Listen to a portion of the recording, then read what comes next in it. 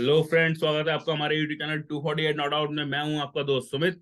और दिल्ली में ठंड की शुरुआत हो चुकी है और वहीं पे उसी ठंड का मजा लेते हुए हम ये वीडियो शूट कर रहे हैं। और जैसा कि आज आप सब जानते हैं कि भारत को पहले वनडे के अंदर बांग्लादेश से एक विकेट की हार झेलनी पड़ी। मैच काफी इंटरेस्टिंग था, लेकिन उस मैच को रिव्यू करने हम यहाँ नहीं आए हैं। हम बेसिकली आए हैं जो इस मैच के अंदर हमें इश्यू दिखाई दिए, क्यों इंडिया काफी स्ट्रगल कर रहा है वाइट बॉल फॉर्मेट के अंदर। T20 वर्ल्ड कप के अंदर आप सबने देखा कि हम कैसे एक बिना कॉन्टेस्ट के हम हारे सेमीफाइनल के अंदर, और आज हम बांग्लादेश से भी हारे। बांग्लादेश जो कि मैं कहूंगा कि अभी भी टॉप टीम्स के अंदर शामिल नहीं होती है। कई लोग उसको मिनोज अभी नहीं मान रहे, लेकिन वो टॉप टीम भी नहीं है, और भारत को आप टॉप टीम मानते हैं, तो फिर भी हम आज बांग्लादेश से हारे। तो वो सब देखेंगे कि हमें क्या क्या उसमें इश्यू लगे। अगर आप भी मुझसे सहमत हैं तो आप अपनी राय कमेंट सेक्शन में जरूर बताएं। और अगर आप मुझसे सहमत नहीं भी हैं और आपको लगता है कि ये इश्यूज नहीं है बल्कि कोई और इश्यूज है, तो वो भी आप हमें बता सकते हैं और हम उसके ऊपर चर्चा करेंगे। तो सबसे पहले मैं बात करूंगा टॉस के ऊपर। जब टॉस में उनसे सवाल किया गया कि क्या टीम लेकर वो खेलने वाले हैं, तो रोहित शर्मा ने कहा कि वो 4 ऑलराउंडर्स लेकर खेलने वाले हैं। तो मेरी आंखें खुल गई कि 4 ऑलराउंडर्स इंडिया के पास आए कहाँ से। लेकिन जिनको वो ऑलराउंडर्स कह रहे थे, मैं उनको ऑलराउंडर्स नहीं मानता। वॉशिंगटन सुंदर, शाहबाज अहमद, दीपक चहर और शार्दुल ठाकुर, ये 4 प्लेयर को वो ऑलराउंडर काउंट कर रहे हैं। देखिए, वॉशिंगटन सुंदर अगर आप देखेंगे, आज उन्होंने नंबर 6 पर भारत के लिए बल्लेबाजी करी। लेकिन क्या आपको लगता है कि वो नंबर 6 पर बल्लेबाजी करने लायक हैं? क्या उनकी बल्लेबाजी में वो परिपक्वता या एक मेच्योरिटी जो दिखनी चाहिए एक नंबर 6 बल्लेबाज के लिए, क्या वो उनके अंदर अभी है, या क्या उन्होंने अभी खुद को उस लेवल पर प्रूफ किया है? आप देखिए, इंग्लैंड के लिए खेलते हैं लियम लिविंगस्टन नंबर 6 के ऊपर।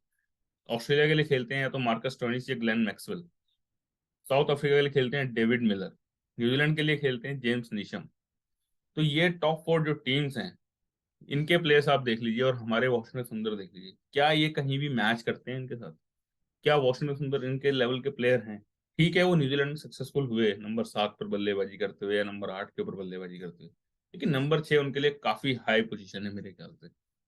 अब बात करते हैं शाहबाज अहमद। शाहबाज अहमद एक बिल्कुल ऑर्डिनरी प्लेयर है। आईपीएल में उन्होंने केवल 2 सीजन खेले हैं, लेकिन किसी को भी ऐसी कोई परफॉर्मेंस उनकी याद नहीं होगी जहां उन्होंने अपने दम पर मैच जिताए होंगे।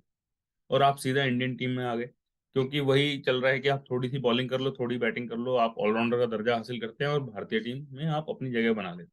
तो वो भी एक ऑलराउंडर नहीं है, ये आज आपने उनकी बल्लेबाजी से भी देखा होगा और उनकी गेंदबाजी से भी देखा होगा। फिर आ जाते हैं शार्दुल ठाकुर और दीपक चहर। ये दोनों गेंदबाज हैं प्राइमरीली, और थोड़ी बहुत ये बल्लेबाजी कर लेते हैं। इनको अभी हम ऑलराउंडर का दर्जा नहीं दे सकते। अगर आप देखेंगे, इंग्लैंड के पास क्रिस जॉर्डन है, आदिल रशीद है, लेकिन वो ऑलराउंडर्स की श्रेणी में नहीं आते। अगर आप देखेंगे ऑस्ट्रेलिया के पास, उनके पास आपके मिचेल स्टार्क हैं, पैट कमिंस हैं। तो वो भी बल्लेबाजी कर लेते हैं, प्राइमरली वो गेंदबाज है, लेकिन वो ऑलराउंडर की श्रेणी में नहीं आते। सिमिलरली अगर आप देखेंगे कि साउथ अफ्रीका के पास रबाडा है और केशव महाराज हैं, लेकिन वो ऑलराउंडर की श्रेणी में नहीं आते। वो बल्लेबाज नहीं है, वो गेंदबाज हैं। थोड़ी बहुत बल्लेबाजी वो कर लेते हैं जरूरत पड़ने पर। सिमिलरली पाकिस्तान के साथ शाहीन शाह अफरीदी हैं, हैरिस राउफ हैं, और आपका उनके जो और भी जो तेज गेंदबाज नसीम शाह, जिन्होंने अफगानिस्तान के 2 छक्के भी लगाए।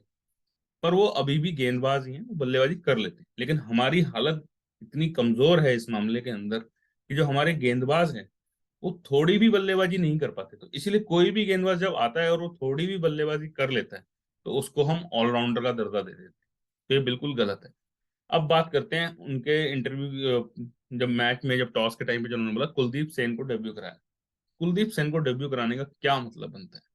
अगर आप देखेंगे कि आईपीएल, उन्होंने आईपीएल के अंदर केवल 7 मैचेस खेले, ओनली 7 मैचेस, और आप उनको ले आए हैं इंटरनेशनल के अंदर। लिस्ट ए के अंदर उन्होंने केवल 12 मैचेस खेले। 12 मैचेस का अगर आपको इंडिया की जर्सी मिल रही है, तो मैं कहूंगा कि इंडियन जर्सी बहुत ही चीप या बहुत ही सस्ती हो गई है आज की डेट में।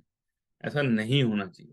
आप किसी भी प्लेयर को डेब्यू करा रहे हैं, इवन दो वो बांग्लादेश हो, चाहे वो नीदरलैंड हो, चाहे जिम्बाब्वे हो, आप इंडिया को रिप्रेजेंट कर रहे हो। और इंडिया की जर्सी पहनने के लिए आपको वो एक फील आनी चाहिए, वो एक जज्बा दिखना चाहिए, आपको उसकी वैल्यू होनी चाहिए। लेकिन अगर आप ऐसे ही जर्सी बांटोगे तो आपको कैसे वो जज्बा दिखेगा? तो ये थे मेरे कंसर्न टॉस के टाइम पर जो रोहित शर्मा ने कहा। उसके बाद अब हम आ जाते हैं बल्लेबाजी। देखिए, टॉप 3 हमारे काफी कंसिस्टेंट परफॉर्मर रहे हैं, लेकिन पिछले कुछ वक्त से वो स्ट्रगल कर रहे हैं। अब टॉप 3 आज भी हमारे फेल हुए, लेकिन अब आ बता देती है हमारे पास श्रेयस अय्यर और केएल राहुल के ऊपर। जैसा हमारे कप्तान ने कहा कि वो 4 ऑलराउंडर लेकर खेल रहे हैं, लेकिन उन 4 ऑलराउंडर्स की बल्लेबाजी पर हमारे इन दोनों बल्लेबाजों को भरोसा नहीं है। तो वो दोनों अपना टाइम लेके खेल रहे हैं। श्रेयस अय्यर काफी वक्त से शॉर्ट बॉल से जूझ रहे हैं, और आज फिर वो शॉर्ट बॉल के ही शिकार हुए।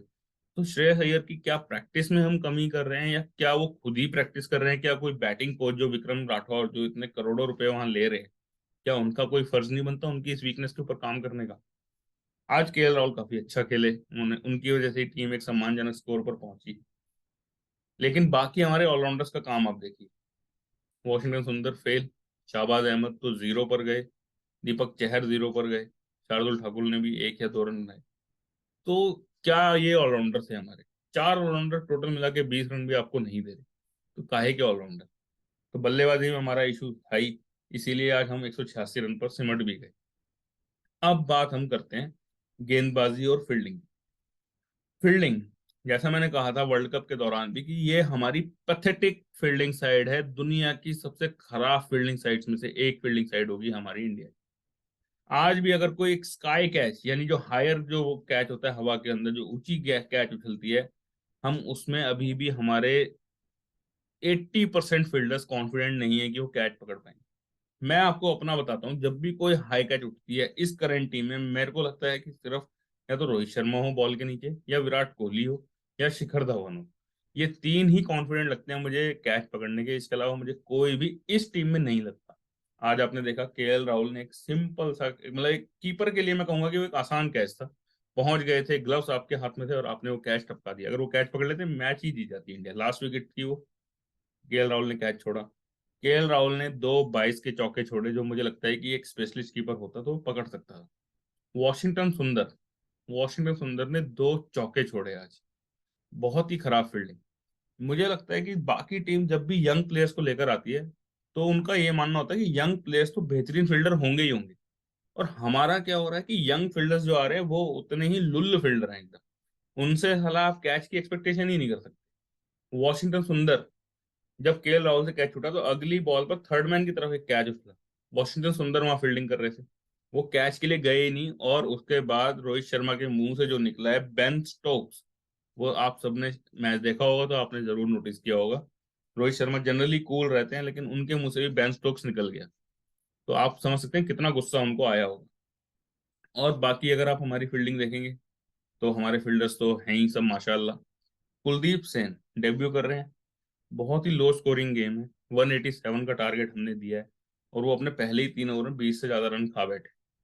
तो कितना प्रेशर बाकियों पर आ गया, इसका कोई जवाब नहीं है। बाद में 2 छक्के उन्होंने मेहदी हसन मिराज से भी खाए, बिल्कुल ऑर्डिनरी बॉलिंग करी।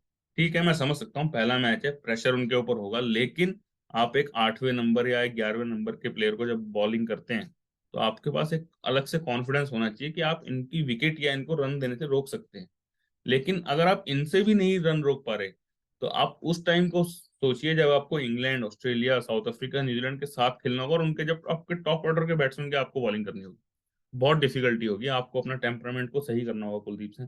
और उनकी फील्डिंग भी बहुत वीक है, बॉडी लैंग्वेज ही नहीं लगती कि ये फील्डिंग कर सकते हैं। यंग प्लेयर हैं, लेकिन फील्डिंग उनकी बहुत ही वीक लगी मुझे। अब बात करते हैं थोड़ा बहुत रोहित शर्मा की कप्तानी की।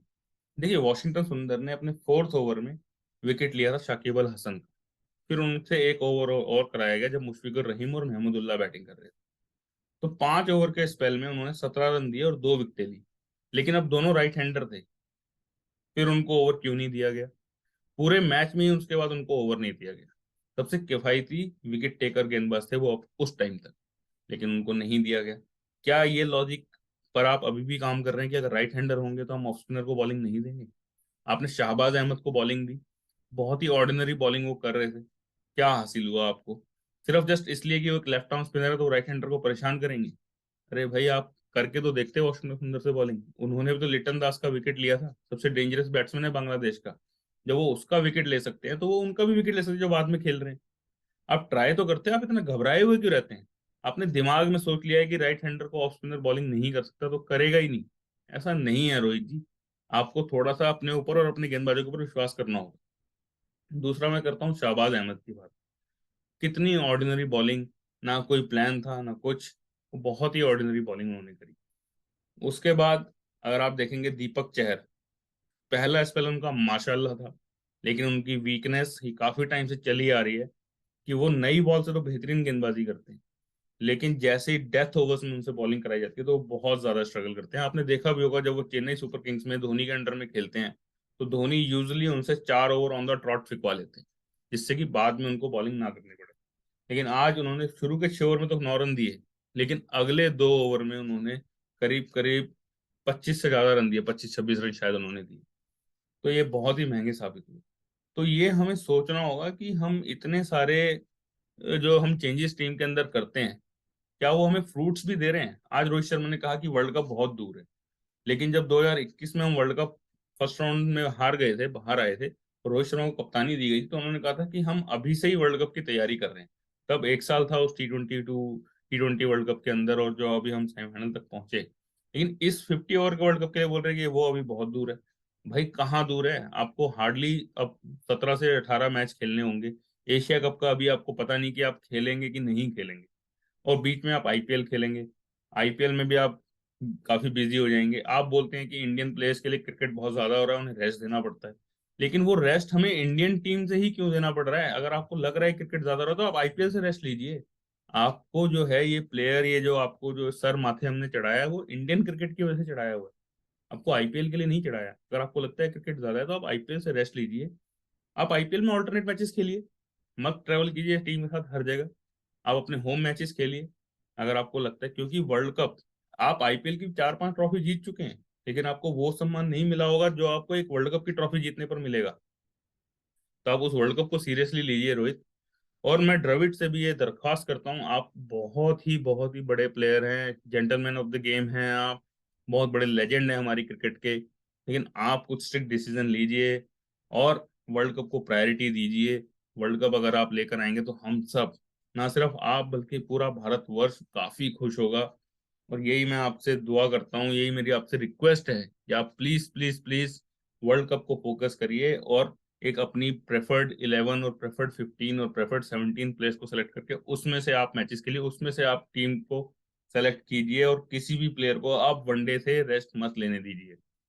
तो गाइज, अगर आप भी हमसे सहमत हैं इन इश्यूज के ऊपर तो प्लीज अपनी राय कमेंट सेक्शन में बताइए। अगर आपको लगता है कोई और इश्यूज हैं जो मैं शायद यहाँ पर नोटिस नहीं कर पाया हूँ तो आप वो भी हमें कमेंट सेक्शन में बताइए, हम उसके ऊपर भी चर्चा करेंगे। और ऐसे ही हमारे चैनल को देखते रहिए। Till then keep watching 248 not out.